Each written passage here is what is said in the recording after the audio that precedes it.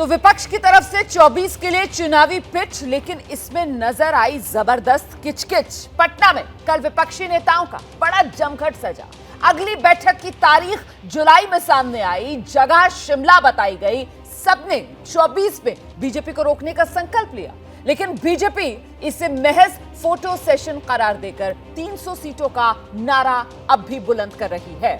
और इसकी बड़ी वजह अरविंद केजरीवाल, जिन्होंने बैठक में कल जो कुछ कहा, उनसे जो कुछ कहा गया उसने विपक्षी एकता के दावों पर सवाल खड़ा कर दिया। कहीं ना कहीं हवा निकलती नजर आई विपक्षी एकता के दावों को लेकर, क्योंकि अरविंद केजरीवाल लगातार सबसे पहले इस विपक्षी बैठक के एजेंडे के तौर पर यही चाह रहे थे कि अध्यादेश को लेकर एक राय बनाई जाए, लेकिन वो बन नहीं पाई। उल्टा विपक्ष के कई नेताओं की तरफ से अरविंद केजरीवाल को आईना दिखाने का काम किया गया, और इसी वजह से आम आदमी पार्टी की नाराजगी इतनी बढ़ी कि इस बैठक के बाद जो ज्वाइंट प्रेस कॉन्फ्रेंस होनी थी उसमें भी आम आदमी पार्टी ने शिरकत नहीं की। और यहां तक बाद में आम आदमी पार्टी के नेताओं की तरफ से कहा गया कि अगर आगे इसी तरीके से विपक्ष की बैठकों में कांग्रेस शामिल होगी तो फिर आम आदमी पार्टी का उसमें शिरकत करना मुश्किल हो जाएगा। दरअसल कल केजरीवाल और बाकी नेताओं में अध्यादेश के मुद्दे को लेकर एक तरीके से कहा सुनी हुई। तो वहां हुआ क्या था आखिर उस बैठक में?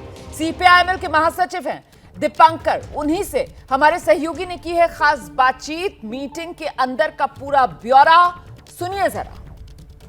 हमारे साथ में भाकपा माले के महासचिव कॉमरेड दीपांकर भट्टाचार्य मौजूद हैं। दीपांकर जी, मेरा आपसे पहला सवाल ये है कि ये जो बैठक हुई है विपक्षी दलों की, आपकी नज़र में सबसे बड़ा इसका अचीवमेंट क्या है? वो दो चीज़ें क्या है जो आप बता सकते हैं जो तय हो गई, जो शक्ल उभर गई है, वो क्या है? एक नंबर चीज़ तो है, देखिए मीटिंग हुई, क्योंकि मीटिंग कब होगी, कहाँ होगी, इसको लेके काफ़ी दिनों से एक चर्चा चल रही थी। तो अभी लगता है कि मीटिंग हुई और 15 पार्टियां मौजूद थी। मेरे ख्याल से ये एक अपने आप में बहुत अच्छी बात है, अच्छी शुरुआत है। इसी पे सर मैं चाहता हूं कि आप बताएं और चीज़ें क्लियर होती जाएं। एक जो बड़ी उत्सुकता थी ये जानने की थी कि ये जो महाजुटान हो रही है, क्या ये होगा कि बीजेपी के खिलाफ विपक्ष का एक उम्मीदवार लड़े? इस पर क्या डिस्कशन हुआ? इस पर ज़रूर बात हुई, और अभी जहाँ तक संभव हो, तो जैसे मान लीजिए 543 सीटें हैं, तो अगर 400 साढ़े 400 सीटों पर भी अगर ये संभव हो गया, और जब जो मेरे ख्याल से बहुत कठिन नहीं है, और सबकी ये इच्छा थी कि इस दिशा में हम लोग बढ़ें। सब इस पर सहमत थे कि एक उम्मीदवार। बिल्कुल, इस दिशा में हम लोगों को बढ़ना चाहिए, लेकिन अब उसको तय करने में थोड़ा और समय लगेगा। मुझे एक बात और आप बताइए कि एक और जो बड़ी चर्चा है आप लोगों की एकजुटता की, कितने आप लोग एकजुट हैं? क्योंकि जिस तरह से अरविंद केजरीवाल गए, वो प्रेस कॉन्फ्रेंस के पहले चले गए, फिर उनकी पार्टी का बयान आ गया, बयान में ये लिखा गया कि कांग्रेस जहां है वहां रहना मुश्किल है। हो क्या गया था अरविंद केजरीवाल का, क्या इशू क्या? हमें लगता है कि अरविंद जी शायद सिचुएशन को थोड़ा पता नहीं क्यों मैंने मिसरीड कर रहे हैं।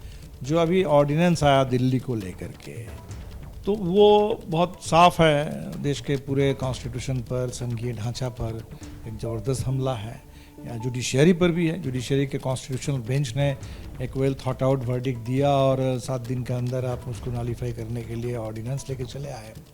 तो इस पर जो विरोध है देश में, मेरे ख्याल से इस विरोध को लेके कहीं कोई संदेह की गुंजाइश नहीं। मिसरीड फिर क्या कर रहे हैं? उनको लग रहा है कि शायद कांग्रेस शायद चूंकि ये अरविंद केजरीवाल की पार्टी पर है, दिल्ली की सरकार पर है, और दिल्ली में कुछ आपस में झगड़े हैं, इसलिए इस पर हो सकता है कांग्रेस कोई उसूली स्थिति अख्तियार ना करे।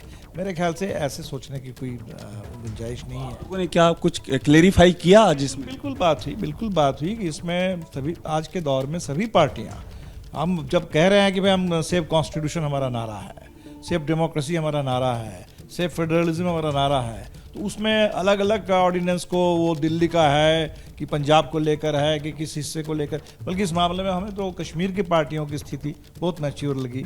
यहाँ नेशनल कॉन्फ्रेंस से भी और पीडीपी से भी उन लोगों ने कहा कि भाई हमले की शुरुआत जब कश्मीर से हुई, जब 370 को ख़त्म किया गया, कश्मीर से राज्य का दर्जा ही छीन लिया गया, एक राज्य को 2 केंद्र शासित इलाके में बांट दिया गया, जबकि दिल्ली का तो दिल्ली की मांग है कि हमें पूर्ण राज्य का दर्जा। तो अरविंद केजरीवाल ने भी कोई सपोर्ट नहीं? समय तो अरविंद केजरीवाल ने बल्कि बीजेपी का समर्थन उन्होंने कर दिया उस मामले में, बावजूद इसके कोई दिल्ली के सवाल पर ये केजरीवाल का मसला है तो केजरीवाल जी आप झेलें, ये तो कश्मीर का रुख नहीं है। तो लोगों ने बिल्कुल उसूली रुख लिया है कि पहले जो भी हुआ हो, कश्मीर के मसले पे केजरीवाल जी ने जो भी स्टैंड लिया हो, दिल्ली के मामले में कश्मीर की पार्टियां वो बिल्कुल भारत के फेडरलिज्म के पक्ष में है, कॉन्स्टिट्यूशन के पक्ष में है। क्या समस्या का कांग्रेस से वो एश्योरेंस चाहते थे कि अभी एश्योरेंस मिल जाए? वही हमें पता नहीं कि क्या वो चाहते थे एग्जैक्टली। हमें लगता है कि बिल्कुल इसमें मीटिंग में तो किसी डाउट के लिए कोई जगह नहीं थी कि सभी पार्टियां बिल्कुल साफ साफ इस पूरे ऑर्डिनेंस के खिलाफ हैं, और जब भी ऑर्डिनेंस आएगा तो पार्लियामेंट में उसका पुरजोर विरोध किया जाएगा। सर एक बात बताइए कि उन्होंने क्या कोई ऐसी बात रखी, अपना संबोधन किया जिसमें कि कुछ उनके सवाल हों जो कि एड्रेस ना हो पाए? नहीं, हमें तो ऐसा नहीं लगता, पूरी खुल के बात हुई है। और अब वो हमने बाद में सुना कि कोई अलग से उन्होंने बयान दिया, शायद वो किसी कारण से उनके मन में अभी कोई संदेह रह गया। तो हमें तो लगता है कि ये दुर्भाग्यपूर्ण है, और ऐसे कोई संदेह के लिए हमें तो नहीं कोई जगह दिखती नहीं है। आपकी तो बात सब लोग सुनते हैं, आपने केजरीवाल जी को कहा नहीं कि रुक जाइए भाई पीसी के बाद? नहीं, बिल्कुल हम लोगों ने बात की, लेकिन अब चलो ठीक है, अब इस समय लगता है कभी कभी, इसलिए हम तो अभी भी यही से आपने लेकिन कहा था कि आप लोग की रुकी हो, हम लोग आई एम स्टिल होपफुल कि ये एक पासिंग फेज है, और समय अगर लगेगा तो ठीक है, कोई समय लगे कोई बुरी बात नहीं है, लेकिन निष्कर्ष पर पहुंचेंगे। मान लीजिए जैसे कांग्रेस वाले क्या कह रहे हैं नहीं कह रहे हैं, उससे अगर उनको भरोसा नहीं हो रहा है, लेकिन जब सब लोग डटकर विरोध करेंगे तब तो भरोसा होगा ना, उसके बाद तो कोई इस डिबेट के लिए कोई जगह बचेगी। अब सर एक बात और बता दीजिए कि चेहरे की बात जो की जा रही है, क्या कोई ऐसी सहमति बन की दिखी आपको इन तमाम नेताओं में कि कोई एक नेता इमर्ज कर सकता है? हम अभी नाम नहीं पूछ रहे हैं, मगर क्या ये रणनीति का हिस्सा है कि एक चेहरा रहे सामने? अभी तो हमें लगता है कि देखिए एक तरीके से सत्ता बनाम जनता ये लड़ाई है, ये मुठभेड़ है इस समय देश में।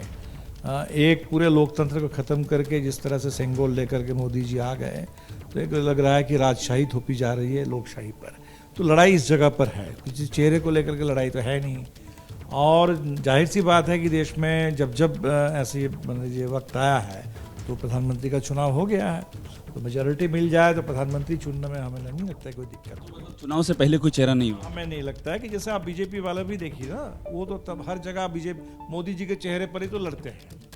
अभी कर्नाटका में विधानसभा का चुनाव था तो चेहरा उनके, अब बीजेपी ने ये पैटर्न बना लिया कि पंचायत के चुनाव में हम मोदी जी के चेहरे पर लड़ेंगे। उनको बड़ा उस पर यकीन है, हालांकि आप उनको भी शायद किसी चेहरे पे नहीं जाएंगे। नहीं, हमें लगता है कि इसमें पूरे जनता है, और जनता जब लड़ेगी, ये चुनाव एक जन आंदोलन बन जाए, आप देखेंगे कि कोई लोकतंत्र ये तो कोई अलंकार नहीं है, ये तो कोई डेकोरेशन की चीज़ नहीं है।